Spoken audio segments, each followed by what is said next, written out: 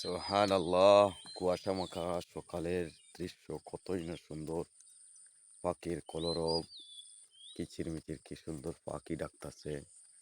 দেখেন সূর্যিমামা উঠছে কিন্তু কুয়াশার কারণে দেখা যায় না। কত সুন্দর দৃশ্য। আজকে তো আবার শুক্রবার, সবাইকে জুম্মা মুবারক। দেখেন গ্রামের মিঠু পথগুলো কত সুন্দর, কাদা মাটি, বৃষ্টি হইলেই পরে কাদা হয়ে যায়। কত সুন্দর সকালের দৃশ্য। মাঠ ভরা ধান নাই, এখন ধানের দিন নাই।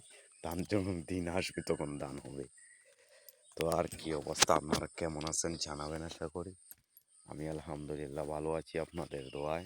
এই যে চলে আসলাম আমি আপনাদের সামনে। আহারে কেমন লাগছে রে, হ্যাঁ